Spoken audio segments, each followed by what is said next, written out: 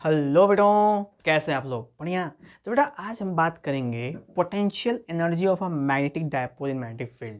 यानी कि मैग्नेटिज्म के अंदर बेटा मैग्नेटिक डायपोल जब मैग्नेटिक फील्ड के अंदर प्लेस करते हैं तो उसमें पोटेंशियल एनर्जी कितना स्टोर होता है उसकी चर्चा हम लोग बेटा अभी करेंगे।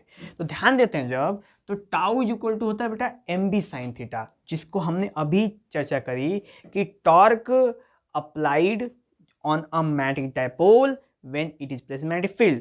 यानी जब किसी डायपोल को आप मैग्नेटिक फील्ड में प्लेस करोगे तो जितना टॉर्क लगेगा वो कितना होगा बेटा, वो होगा एम बी साइन थीटा। आप यहाँ देख सकते हो tau equal to M cross B, नहीं एम बी साइन थीटा बनता है, जो आप ऊपर देख सकते हो। ठीक है बेटा। अब जब वर्क डन थोड़ा होगा, यानी कि जब इसके अंदर ये ऐसे प्लेस है बेटा, चाहे ऐसे प्लेस है, जब इसे थोड़ा चेंजिंग होगा यानी थोड़ा वर्क डन होगा। वर्क डन का मतलब क्या होता है बेटा? थोड़ा। वर्क डन का मतलब होता है बेटा फोर्स इनटू डिस्प्लेसमेंट, यानी फोर्स लगा और जो डिस्प्लेसमेंट हुआ उसको तो वर्क डन कहते हैं।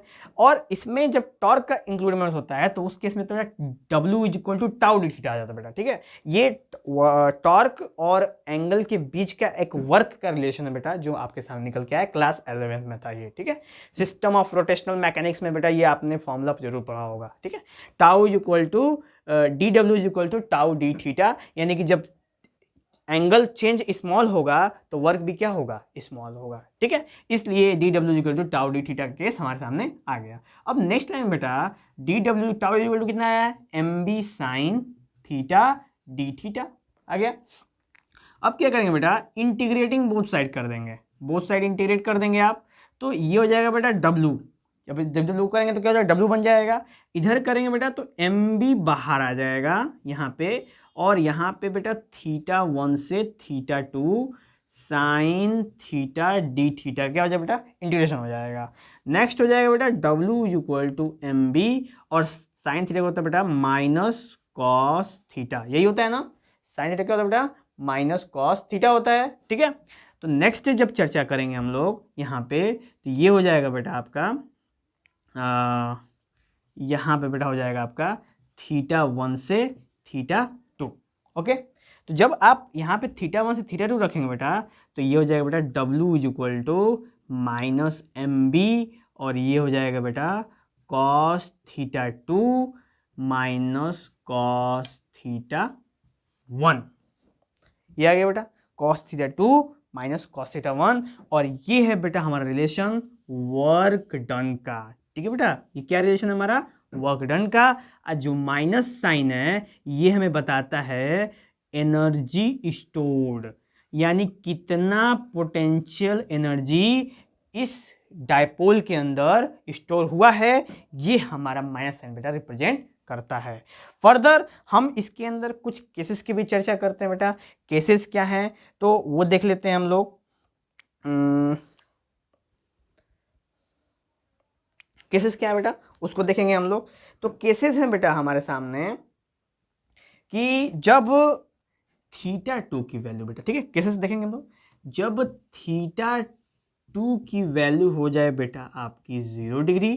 ठीक है, थीटा 2 की वैल्यू हो जाए बेटा 0 डिग्री, और या फिर थीटा 2 विल इक्वल टू हो जाए बेटा सिंपल थीटा, सिंपल बेस्ट है, उसके बाद 0 रखा जाएगा बेटा। Theta 2 equal to simple theta, और थीटा 1 इज इक्वल टू ये हो गया बेटा 90 डिग्री। ऐसा अगर हम लोग कंडीशंस लेते हैं तो उस केस में क्या होता है बेटा? W is equal to minus M B, और ये हो जाए बेटा कॉस थीटा, कितना हो जाए बेटा? कॉस थीटा माइनस कॉस 90 की वैल्यू कितना होता है? कॉस 90 की वैल्यू 0, यानी काम खत्म हो जाएगा बेटा। तो सिंपल फॉर्मूला बनता है हमारे पास W is equal to M B cos theta. और according to work energy relation, work energy कह सकते हैं कि W is equal to U, कह सकते बेटा W is equal to U. तो हमारे सामने बनता है u is equal to minus M B cos theta.